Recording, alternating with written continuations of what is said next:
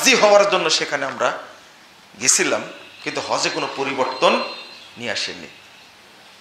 বরং আফসোস করে বলে যে হাজিকে মানুষ এত বিশ্বাস করবে, এটা যদি জানতাম তাহলে 10 বছর আগেই হজ করতাম। মানে যত আকাম কুকাম হজ্জের পরে শুরু হয়।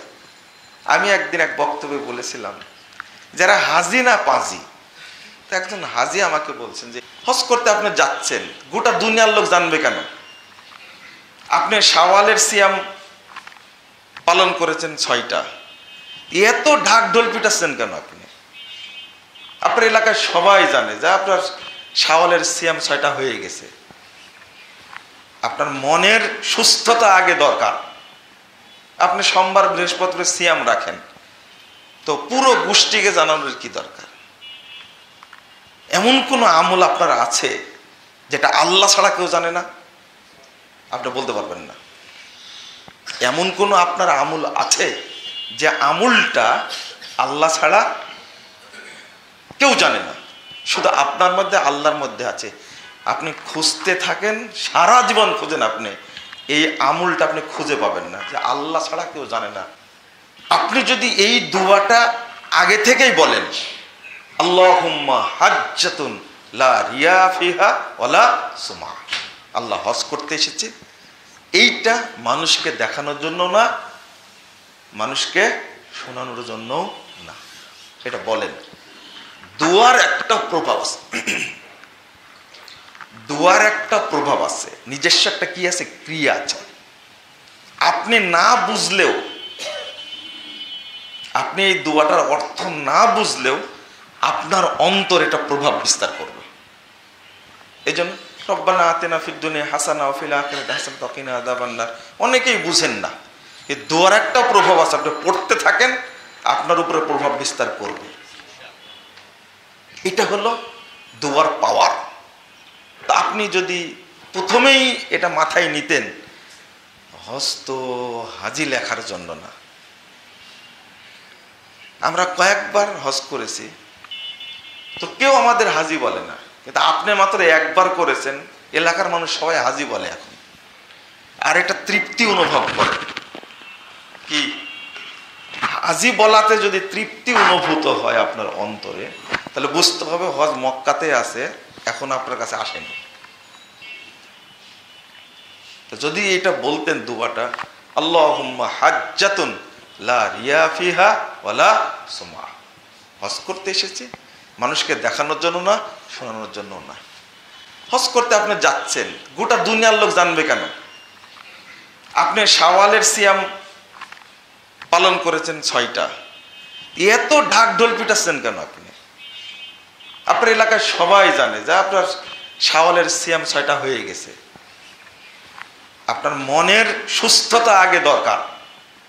আপনি সোমবার বৃহস্পতিবার সিয়াম রাখেন, তো পুরো গোষ্ঠীকে জানানোর কি দরকার? এমন কোন আমল আপনার আছে যেটা আল্লাহ ছাড়া কেউ জানে না? আপনি বলতে পারবেন না। এমন কোন আপনার আমল আছে যে আমলটা আল্লাহ ছাড়া কেউ জানে না, শুধু আপনার মধ্যে আল্লাহর মধ্যে আছে?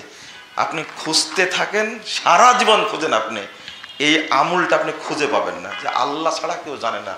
হ্যাঁ, আপনি তাহাজ্জুদ পড়েন, তারপরে তাহাজ্জুদ পড়েন, আপনার বৌমা জানে, আপনার ছেলে জানে, আপনার ওয়াইফ জানে, তাহাজ্জুদ পড়ে। শুধু না, আপনার মসজিদের মুসল্লিরা সবাই জানে লোকটা তাহাজ্জুদ পড়ে, কারণ আপনি গল্পে গল্প বলে দিয়েছেন কি সেই রাত 3টায় উঠেছি, আর তোমরা এখন পর্যন্ত আজান হয়েছে জামাতটা ধরতে পারলে না।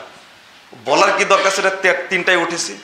উদ্দেশ্য জানুক আমি কি পড়ি, তাহাজ্জুদ পড়ি। তাহাজ্জুদ আর গোপন নাই। খিলগা মসজিদে আপনি 10 লাখ টাকা দিয়েছেন, এই সৎ আমলটা অনুরূপ গোপন রাখতে হয় যেরূপ আপনি পাপকে গোপন রাখতে চান। ইমাম তাবেঈ হাসান বসরি রাদিয়াল্লাহু আনহু তিনি বলছেন, উক্তুবুল হাসানা উক্তুমুল হাসানা কামা তাকতুমুস সাইয়্যা, তুমি সৎ কাজকে অনুরূপ গোপন রাখো, কেউ যেন না জানে, যেভাবে তুমি খারাপ কাজ গোপন রাখতে চাও। হজে যাবেন, যান, চলে যান, কেউ জানবে না। মানুষই বলবে যে আপনি হজে গেলেন, জানালেন না কেন। মানুষ বলুক, তাহলে বোঝা যাবে যে আপনার অন্তরটা কি আছে, পরিষ্কার আছে। পোস্টার বানাইছে তে আলহাজ রফিকুল ইসলাম, এটা লেখেনি, কিছু টাকা পয়সা দিত আর কি। তা আলহাজ দেখেনি, যায়নি, টাকাও দেয়নি। বুঝছেন? এটা হজ্জের প্রভাব। বাংলাদেশে থেকে কত মানুষ হজে যায়? 1,30,000-এর মতো মনে, নাকি? গতবার হচ্ছে 1,27,000, এর বাড়ছে কিনা জানি না। তো প্রতি বছর যে 1 লাখ করে যাচ্ছে, এই হাজিরা যদি ভালো হয়ে যেত তাহলে এত দুর্নীতিবাজ সংখ্যায় বাড়তো কি? মনে হয় না। আস্তাগফিরুল্লাহ, আস্তাগফিরুল্লাহ। তাহলে আল্লাহ রাসূল সাল্লাল্লাহু আলাইহি সাল্লাম ভাষণ দিচ্ছিলেন, হজ্জের মাঠেই ভাষণ দিচ্ছেন। ওয়াসাতাল্লাকুনা রাব্বাকুম ইয়াসআলুকুম আন আমালিকুম ফালা তারজিউ বাদি দুল্লালা। এই লোক সকল, তোমরা অচিরেই আল্লাহর সঙ্গে সাক্ষাৎ করবে। সহিহ বুখারীর হাদিস। অচিরেই সাক্ষাৎ করবে এবং আল্লাহ তোমাদেরকে তোমাদের আমল সম্পর্কে জিজ্ঞেস করবেন। সাতালকাউনা রাব্বাকুম, খুব তাড়াতাড়ি সাক্ষাৎ হবে তোমাদের সাথে। মানে আরাফার মাঠটাই, হাদিস দ্বারা প্রমাণিত হয়, আরাফার মাঠটাই হবে কিয়ামতের মাঠ। এবং সেখানে সবাইকে রূপটা কেমন হবে তা জানা যায়। মুস্তাদ আহমদের হাদিসে আসছে আরাফার মাঠটাই কিয়ামতের মাঠ হবে। ওখান থেকেই আল্লাহ ওয়াদা নিয়েছিলেন, আলাস্তু বিরাব্বিকুম ক্বালু বালা শাহিদনা। আমরা যে বলেছিলাম হ্যাঁ আপনি আমাদের রব, এখানেই হয়েছিল। তো আবারও ওখানে জমা হতে হবে।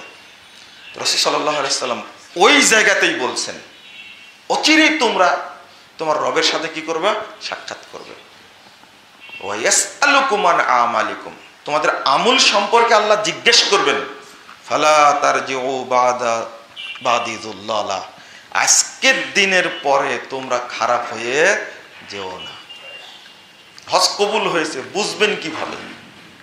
যদি আপনার জীবনে চেঞ্জ আসে, পরিবর্তনটা যদি আসে, তাহলে আপনি বুঝবেন আল্লাহ হজকে কবুল করেছেন।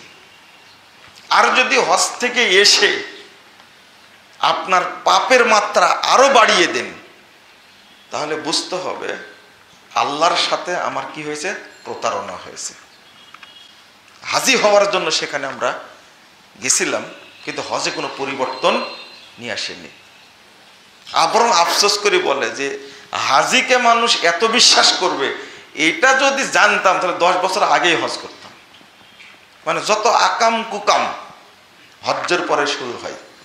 আমি একদিন এক বক্তব্যে বলেছিলাম, যারা হাজি না পাজি, তো একজন হাজি আমাকে বলছেন যে এই ভাষাটা চেঞ্জ করলে হয় না, এইভাবে না বলে কিভাবে বলতে হবে? আপনাকে এই ভাষাটা শোনার পরে কি খারাপ লাগছে? হাজি না পাজি? আপনার খারাপ লাগছে? আমারই খারাপ লাগছে। তাহলে আপনি নিজে সংশোধন হন, তাহলে আর খারাপ লাগবে না। এটা আমি ভাষাটা একটু বলেছি যে পাজি কথাটা হাজিদের উদ্দেশ্যে ব্যবহার করা, হাজিদের না। যে হাজি হজ করে এসে আকাম কুকাম শুরু করে, ওকে পাজি বললে কি পাপ হবে?